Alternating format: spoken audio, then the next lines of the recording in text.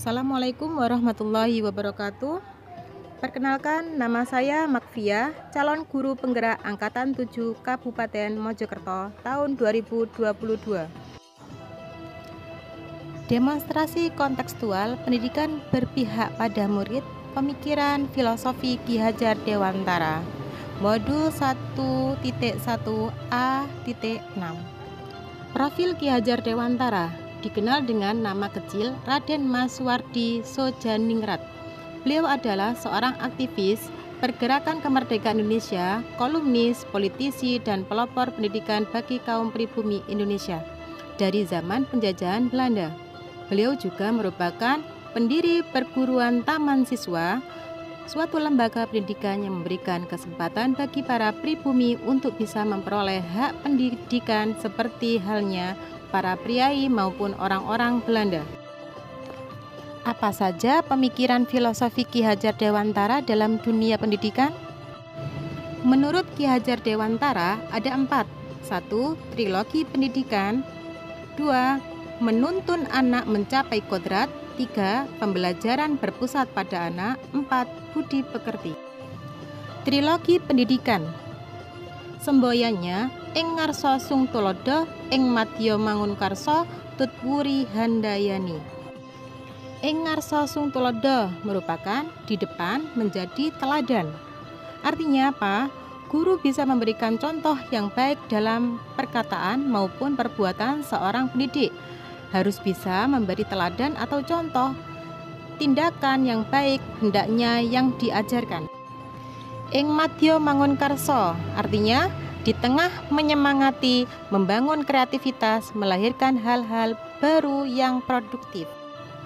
Bahwasanya guru selalu berada di tengah-tengah murid untuk memberikan semangat. Di sini guru harus selalu mempunyai prakarsa dan ide dengan memberikan wawasan pengetahuan kepada siswa-siswinya.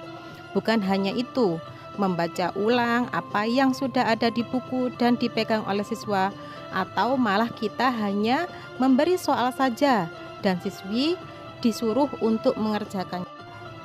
Tutwuri handayani, di belakang memberdayakan, mendukung potensi anak untuk berkembang dan tumbuh dengan optimal. Artinya, guru harus bisa memberikan dorongan dan arahan. Inilah tugas utama guru. Sebagai motivator, bagaimana para pendidik dapat menumbuhkan atau merangsang serta potensi yang dimiliki siswa. Harapannya, mereka dapat memanfaatkan potensinya secara tepat sehingga mereka dapat lebih tekun dan belajar untuk mencapai cita-citanya.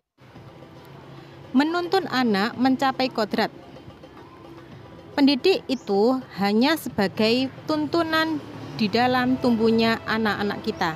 Artinya bahwa hidup tumbuhnya anak terletak di luar kecakapan atau kehendak kita sebagai kaum pendidik. Menurut Ki Hajar Dewantara, pendidikan bertujuan untuk menuntun segala kodrat yang ada pada anak-anak agar mereka dapat mencapai keselamatan dan kebahagiaan yang setinggi-tingginya. Pendidik itu hanya dapat menuntun tumbuh atau hidupnya kekuatan kodrat yang ada pada anak-anak agar dapat memperbaiki lakunya, bukan dasarnya hidup dan tumbuhnya kekuatan kodrat anak.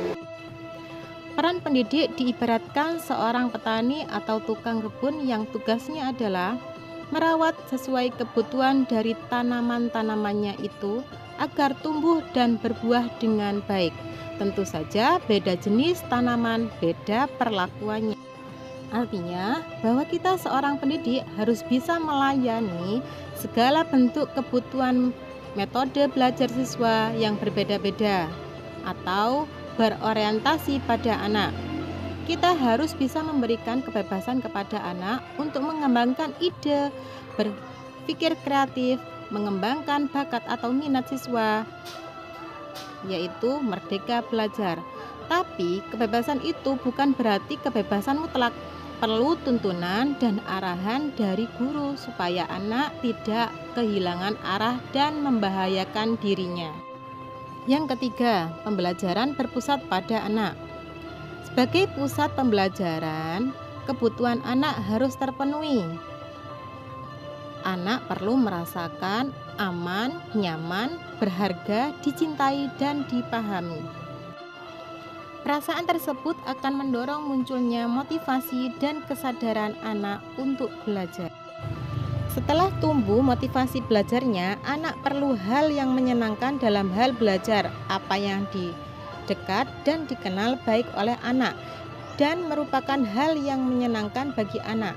Sesuatu yang akan mudah dipahami anak karena anak sudah mendapatkan pengalaman dalam bentuk lain yang berhubungan dengan materi yang dipelajarinya. Prinsip yang berpusat pada anak lainnya menjadikan anak menjadi subjek pembelajaran di mana anak-anak aktif membangun pengetahuan. Jika ternyata guru masih dominan dalam pembelajaran, maka secara tidak langsung ia sudah mengambil hak anak. Yang keempat, budi pekerti. Menurut Ki Hajar Dewantara, budi pekerti atau watak atau karakter merupakan perpaduan antara gerak pikir, perasaan, dan kehendak atau kemauan sehingga menimbulkan tenaga. Budi pekerti juga dapat diartikan sebagai perpaduan antara cipta, karsa, sehingga menciptakan karya. Keluarga menjadi tempat yang utama dalam baik untuk melatih pendidikan karakter dan sosial baik seorang anak. Keluarga merupakan tempat persemaiannya pendidikan yang sempurna bagi anak untuk melatih kecerdasan dan budi pekerti. Keluarga merupakan ekosistem terkecil untuk mempersiapkan hidup dalam bermasyarakat dibanding dengan pendidikan institusi pendidikan lainnya. Demikian pemahaman, pemaknaan, dan penghayatan yang dapat saya praktekkan dari pemikiran filosofi Ki Hajar Dewantara. Mengajarlah dengan ikhlas, bergeraklah dengan tegas agar mencetak generasi yang berkualitas.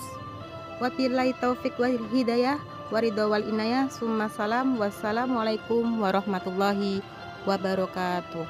Sekian, terima kasih.